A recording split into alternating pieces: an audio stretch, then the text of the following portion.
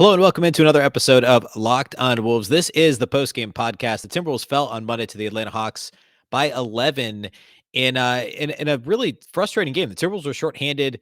They had a really bad offensive first half. They came on in the second half, played much better offensively, but the defense fell off. We'll talk about what the biggest issues were defensively for the Wolves, where they faltered offensively, how they tried to backfill the minutes from some of the guys that were missing, including D'Angelo Russell and Patrick Beverley. It's all upcoming in the post-game pod. We'll do key takeaways, individual studs and duds, and more. Welcome in. You are Locked on Wolves. You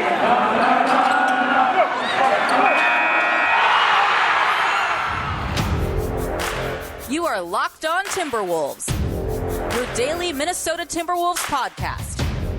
Part of the Locked on Podcast Network. Your team every day.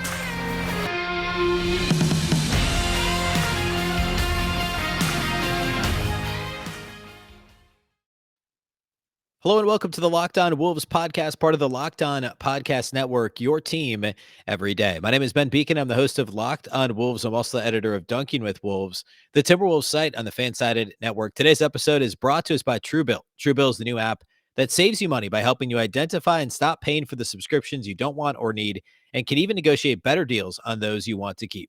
Happy Tuesday, everybody. This is the post-game podcast. The Wolves lost to the Hawks on Monday night. We're going to break it all down on the show today. We'll do key takeaways as well as individual studs and duds. It's all upcoming. First of all, thank you for making Locked on Wolves your first listen each and every day. Remember, Locked on Wolves is free and available on all platforms, including YouTube. You can also find the show on any of your favorite audio platforms, including Apple, Google, Spotify, and of course, the all-new Odyssey app. You can also follow on Twitter at Locked on T-Wolves and at Beecken with two B's, two E's, C-K-E-N. All right, Wolves Hawks on Monday. Atlanta was coming into town on the second night of a back-to-back. They played at home and lost to a shorthanded Charlotte team on Sunday. The Timberwolves hadn't played since Friday. They had the weekend off. They, of course, lost to Brooklyn on Friday night in Brooklyn with no Karl-Anthony Towns. They lost last Wednesday in Washington when Towns did get hurt towards the end of that game. But the Wolves came into this game on a two-game losing streak, 2 full days of rest over the weekend. The Hawks had lost 3 out of 4, were 500 on the season, 12-12 coming into this game, and playing on the second night of a back-to-back. The Timberwolves were favored by 2.5 points over at betonline.ag. And that line came out before we knew who was playing, who wasn't. Obviously, Towns is the most important player when it comes to the injury report. He played in this game despite being questionable. D'Angelo Russell was listed as questionable due to ankle soreness. He did not play. Patrick Beverley was listed as questionable, hasn't played in a couple of weeks with the adductor strain. He also did not play. Jalen Noel was questionable, did not play due to back spasms. The Wolves did have both McDaniels and Vanderbilt back. McDaniels playing for the first time in a little over a week. So 3 guys missing for Minnesota to start the game. That meant that we saw a brand new starting lineup from the Timberwolves. Leandro Bolmaro got his first start and only played 18 minutes. That was in part due to he got hurt himself in the third quarter. It appeared to be. We don't know that as of this recording. We don't know from the post game yet what the deal is. It looked like it could have been he got kneed when Clint Capella was setting a screen. So we're hoping it's, I would hope it's just like cramp, Charlie horse, dead leg, something, just knock knees or knee to the thigh or something like that. It didn't look to be too serious, but he didn't come back in the game. So the Timberwolves finished this game with essentially Jordan McLaughlin, the only available true, I guess Bolmaro is not really a true point guard, but the only guy who would initiate offense normally would be Jordan McLaughlin. He only played 22 minutes in this game. So the Timberwolves had a weird starting lineup, a weird rotation, and finished the game with a weird lineup simply because of injuries. The starters in this one, Bolmaro started at point guard, Anthony Edwards at the 2, Taurean Prince at the 3, Jared Vanderbilt at the 4, and Karl-Anthony Towns at the 5. And this game started, the Hawks were just on fire from deep. And I actually thought in the first half, the Timberwolves defense wasn't awful. And I know that they were down, what was the halftime score? 61-48. So you would assume, they gave up 61 and a half. I don't think Minnesota's defense was all that bad. I thought they defended the paint well. I thought they rebounded the ball fairly well. For the most part, they were contesting shots. I felt like they weren't doing a great job of truly getting all the way out, contesting to the point that they were making the Hawks' lives difficult. Now, obviously, Trae Young's got unlimited range, and that's part of it. But, the Hawks made – if the Wolves left them open, the Hawks made shots. And really, if I just was going to boil this podcast down to one sentence and just leave it at that, and I promise there's more, so don't click off of this podcast after I say this, But this game basically came down to the Hawks made the open shots that the Wolves allowed them to take, and the Timberwolves missed the open shots that the Hawks let them take. That's really what it was. I mean, Atlanta came into this game shooting, they were 25th in the league in 3-point attempts per game, and they were second in 3-point percentage per game. They launched 49 threes in this game. Somehow they launched 9 more threes than Minnesota did, and they made 8 more. They shot 51% from deep in this game. Yes, the Timberwolves had some defensive lapses, but the difference is the Hawks made the Wolves pay. The Wolves did not make the Hawks pay. And that was the story of the first half. Minnesota had a little flurry at the end of the second quarter, got within 13 at halftime. And then the offense continued for Minnesota. The third quarter offense was very good. But the defense just completely fell off in the second half. So for all the decent defense that was played in the first half, the third quarter, the Hawks were just, I mean, the Timberwolves were short closing out everything. Atlanta figured out a really good way to combat the Timberwolves, the defense, when the Wolves have been playing Towns, usually Towns, whoever the big is in the screen and roll at the level, instead of having him play and drop. So the Timberwolves are protecting the paint. They're primarily, the defense is around the paint. They have the low man step up. They're Xing out on the perimeter to contest shots. But the Hawks were doing a great job of, Trae Young was often kind of pulling Towns to the side of the floor in the screen and roll. And then by the time the ball got swung to the middle, they were able to have either a quick skip pass to either corner. The Hawks had a ton of corner threes in this game. And it was a lot of Trae Young, but really the whole team, Atlanta as a whole, did a great job of finding the open guy in their perimeter and really just avoiding the Timberwolves, a defense that's done a really good job of forcing turnovers all season at stealing the ball, at blocking shots. The Wolves just didn't get their hands on that many balls in this game. The Hawks just did a great job of skipping the ball from, one wing to the opposite corner, of quick swing. Trae Young would try and penetrate the paint a little bit. The Wolves would collapse and he would find the correct open man in the perimeter. The Hawks would rotate the ball. It wasn't really rocket science, but there aren't that many NBA teams that have done that great of a job, at least that the Wolves have seen so far this year, of truly moving the ball in a crisp fashion. And that's how you beat a defense like the Timberwolves that's active and does a good job getting their hands in the passing lane, does a good job of clogging the paint, and generally has done a very good job contesting threes. I had talked on a show maybe a week ago about how the Wolves, on the one hand, the Timberwolves opponent 3-point percentage has been so good, or I guess, depending on how you look at it, good for the Wolves, bad for the opponent. The opponents have not shot the ball well from three. That's a little noisy. There's some flukiness there. There's just, teams have missed some open shots. The Wolves have dodged some bullets. But it also speaks to the ability on some level of the Timberwolves as a team to contest perimeter jumpers. That was not on display in this game. And the Hawks basically pulled away. They got up by 21. It was late in the third, early in the fourth. Minnesota got it down to 13, then it got pushed back up closer to 20. The Timberwolves did get within 4 points with about 4 minutes to play. Malik Beasley went on a little flurry of his own with a couple of three threes and a dunk kind of mixed in. But every time the Wolves had a chance to get it into single digits, they missed. Jordan McLaughlin missed an open three that would have cut it to 7. And then the Hawks went down and scored. The Wolves could have cut it back down to 9. They missed another open three. And that was kind of the story of the game. In a nutshell, just that 4 minutes left to about 2.5 minutes left in the game. And it was basically over at that point. So the Hawks made some adjustments to how the Timberwolves were defending them in the first half. And they were making the open shots in the first half, but they just generated more open shots in the third quarter after making some adjustments to how they were playing their screen and roll game and how Trae Young was operating and initiating offense. Trae Young was fantastic in this one for Atlanta. And I know his line isn't all that impressive. He turned it over 5 times. He shot 7 of 18, but he was very good in this game. Drew a lot of fouls. Obviously they were also hurt a lot by Timothé Luau-Cabarrot, who had what had to have been a career night for him. 23 points on 8 of 18. He made 7 threes in this game, but it seemed like every time you looked up, the Hawks were shooting an open three, and more often than not, they made the shot.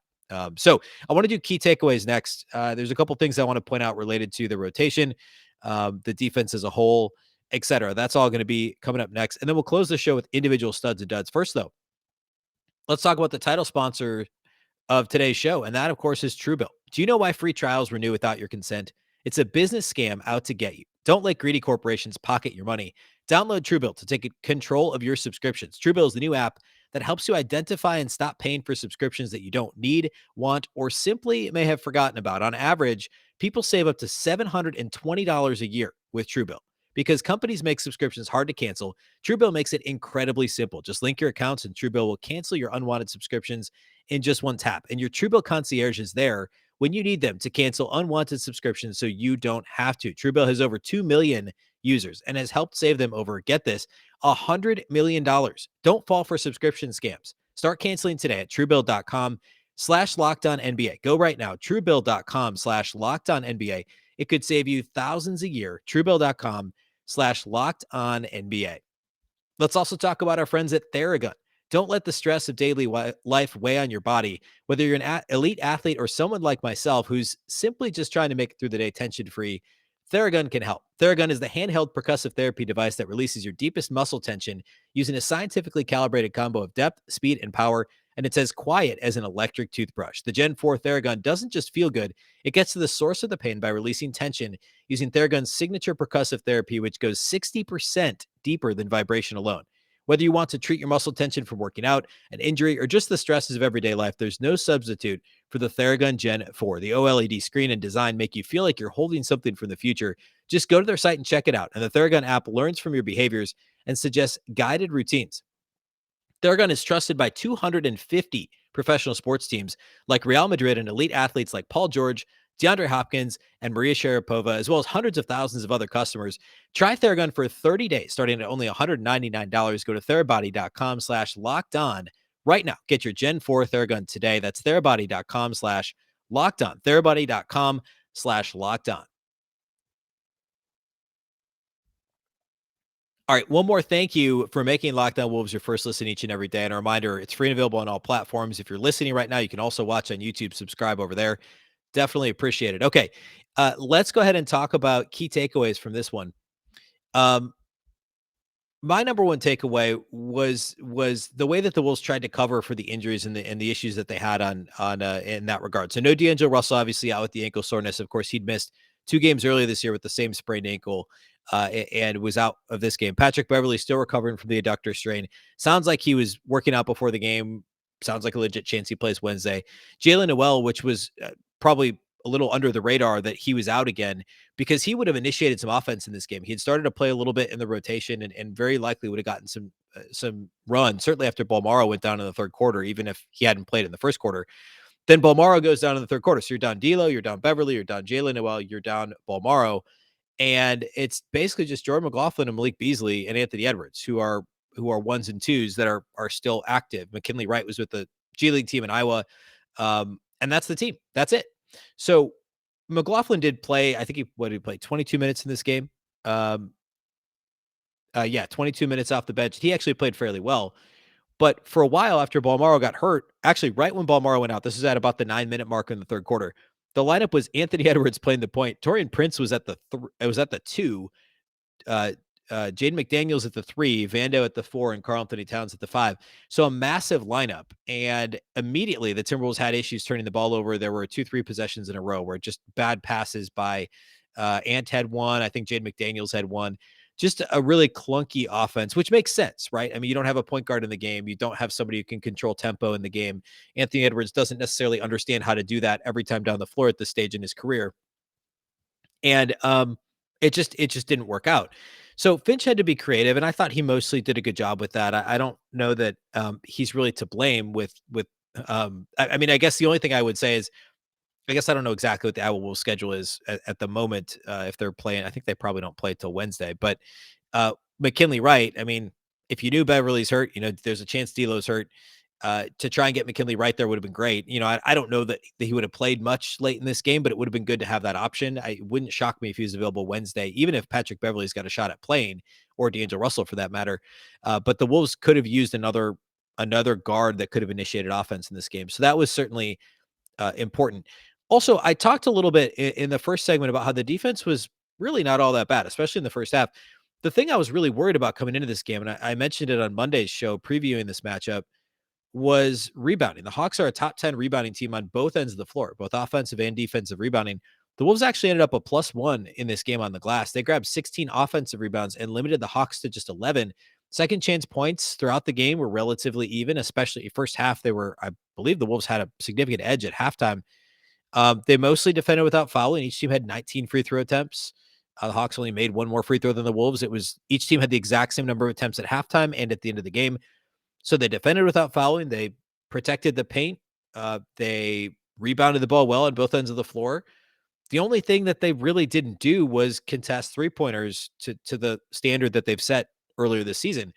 So everywhere else, the Wolves actually played well. The energy was generally pretty good. There were some sluggish offensive possessions, certainly, especially in the first half. And also right when the Hawks pushed that lead back to 20, I think it was early fourth quarter, the offense just could not click for Minnesota. And that was frustrating. But for the most part, there was energy. They still scored 110 points. They held their own in terms of 3-point shooting. They hit 17 of 43s, 42.5%. They held their own on the glass. They didn't foul. They didn't have anybody really in foul trouble. Towns didn't start to get into foul trouble till very late in the game, so that didn't really affect much. They just got beat. They just gave up more open threes, and they didn't do a great job contesting on the perimeter. Otherwise, it's really hard to. This wasn't like a particularly ugly loss. And yeah, you'd like to beat a 500 team on your home floor when they've traveled in, but not making excuses. The Wolves were a little shorthanded, and they played with energy. The Hawks just simply made more threes and made their open threes. And I don't want to it's terrible that they've lost 3 in a row, but I don't think we should overplay this. I mean, the Hawks are a good team. They're a better than 500 team. I know they've got their own injuries. This was just one of those games. I talked a little bit about how the second half offense was much better overall. Besides early in the fourth quarter, there was more of a flow to it. Anthony Edwards, we'll talk more about him later. He did not have a great game, and no D'Angelo Russell certainly hurt. Karl-Anthony Towns was very good throughout this game, and that was great. My last takeaway is Malik Beasley really struggled in the first half. And then all of a sudden came on strong, had a massive flurry late in the game and scored. I think he scored, I believe he had 14 of his 24 points in the fourth quarter, if I'm not mistaken. He shot 9 of 18 from the field, 50%, 6 of 13 outside the arc, had 5 rebounds, 3 assists, no turnovers in 28 minutes. Very good performance from Malik. Would have been great to see a little bit more consistency. And that's been the story of his season. He's had probably 4 really good games. I mean, you could go back the Denver game. I don't know, I forget exactly which ones they were, but I'm pretty sure there's been like 4 games out of 24 that he's been really good. And the other 20 have been pedestrian to awful. They've been somewhere in that awful to pedestrian range. And then the other 4, he's been phenomenal. If we could find a little bit of consistency somewhere in the middle, which is part of the problem with Malik Beasley, it always has been. It's part of the reason he was always kind of seen as the streaky shooter who, when he was hot, he could, make 5 out of 12 threes every night of the week. But there just hasn't been consistency, and he hasn't started a game yet this year. And I'm going to briefly get on that soapbox again. I said preseason, Malik Beasley should be, or I said throughout the offseason, he should be in the starting lineup. I still feel that way. I understand the old school thought of, oh, he can be instant offense. He can score off the bench. He needs to play with Karl-Anthony Towns. And I know he does. Like late in the game, he was on the floor with Towns. But I think he needs to start the game with the starting unit, get him that confidence, get him ramped up early in the game so that then he's more effective late. And if you want to play him less in the middle stages and, kind of he plays more in the first and fourth quarter, you measure his minutes a little bit in the middle of the game and you let some of the other guys get their minutes, and you want to keep Jaden McDaniels on the floor for his defense. I get that. You want to mix in Josh Okogie maybe here and there. I think that's fine.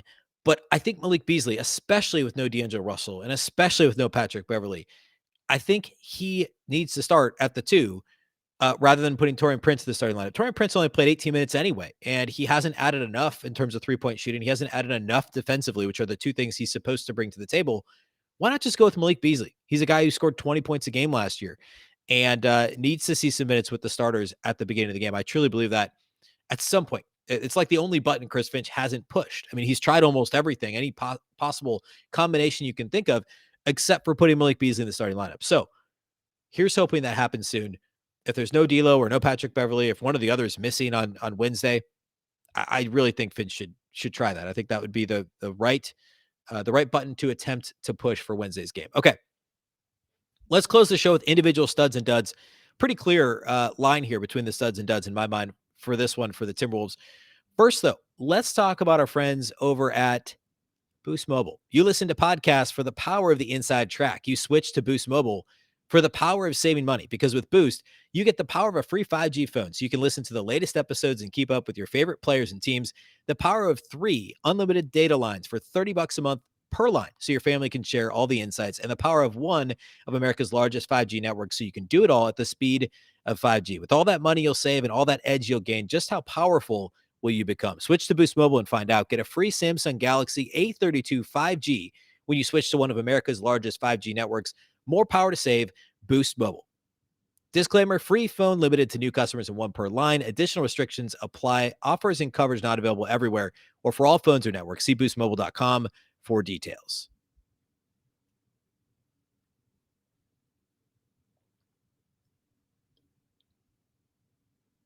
All right, let's close the show by doing individual studs and duds, as we always do. Pretty clear line here for me with these. Let's start with the studs. Number one, Karl-Anthony Towns was phenomenal in this game.